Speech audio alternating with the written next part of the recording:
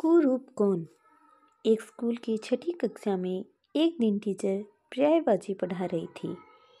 पानी के पर्यायवाची हैं नीर, जीवन और जल। सभी बच्चे एक साथ बोले। सुंदर के पर्यायवाची हैं रमणीय, मनोहर, खूबसूरत। सभी बच्चों ने कहा। वो संजय दत्त और उर्मिला वाली एक बच्चा फुसफुसाया। चुप, टीचर सुन लेगी, दूसरा बोला। टीचर ने आगे पूछा, ऐ सुंदर के पर्यायवाची हैं कुरूप, भद्दा और। सभी बच्चे चुप हो गए। तभी एक कोने से आवाज आई, कोमल त्यागी। अचानक सभी की नजरें कोमल की ओर गई। उसे ऐसा लगा जैसे वह शर्म के कारण मर ही जाएगी। टीचर ने बच्चों को खूब डांटा, पर कोमल के लिए कोई नई बात नहीं थी। वह पढ़ने में काफ़ी तेज थी। सबसे पहले अपना काम पूरा कर लेती थी। यहाँ तक कि उसके क्लास के बच्चे कभी कभी उसकी नोटबुक लेकर काम पूरा करते थे। वह भी सभी बातों को भुलाकर हमेशा सबकी मदद करती थी। लेकिन जब कभी ऐसा कुछ हो जाता था तो उसे बहुत दुख होता था। जब वह बहुत छोटी थी तब एक बार वह और उसकी माँ आग में फंस गए थे। उसी समय उसका चेहरा एक ओर से जल गया था। यही कारण था कि कोई भी उसके पास नहीं आना चाहता था। उसकी ओर देखकर सब दया दिखाते थे, लेकिन ऐसा कोई नहीं था जिसे वह अपना दोस्त कह सके। आज फिर कोमल बहुत उदास थी। घर आकर अपनी पेंसिल, कागज और रंग लेकर बैठ गई। कोमल को चित्र बनाना बहुत अच्छा लगता था। वह हमेशा सुंदर चित्र बनाती थी। उसके चित्रों में चहचहाते हुए पक्षी होते थे, सूरज की रोशनी होती थी, छोटे छोटे प्यारे घर होते थे। कोमल को चित्रकला के लिए पुरस्कार मिल चुके थे, लेकिन आज वह एक बहुत ही बदसूरत और भद्दा प्राणी बनाना चाहती थी।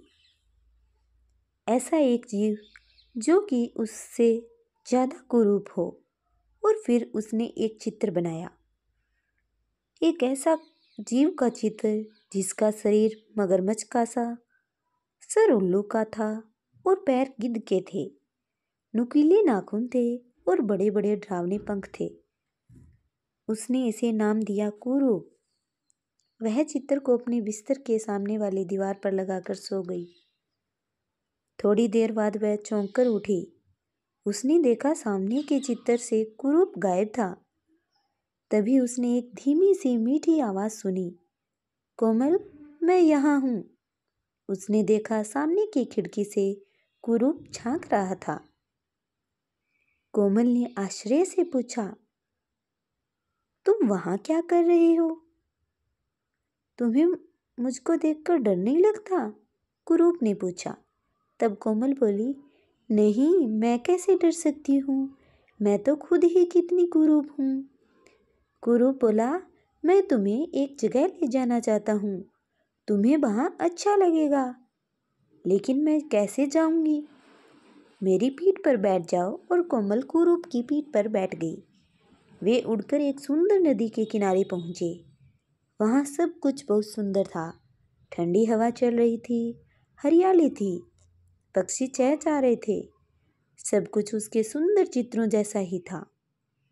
तभी उसे याद आया कि कुछ दिन पहले उसने ठीक ऐसा ही एक चित्र बनाया था। अपने चित्र की दुनिया में पहुंचकर वह बहुत खुश थी। कुरूप ने उसे बताया, यह वह जगह है जहाँ केवल वे लोग ही आ सकते हैं जो मन से सुंदर हो, जो सबका भला चाहते हों और जिनके मन में हमेशा अच्छे विचार आते हों। और तभी कोमल चौंक कर जाग गई। उसने देखा कि उसकी माँ उसे उठा रही थी। कुरूप वापिस तस्वीर में आ गया था। कितना अच्छा सपना था, उसने सोचा। उसे आईने में दिखी अपनी तस्वीर अच्छी तरह याद थी और उसके बाद उसने अपने आप को कभी ऐसा सुंदर नहीं समझा।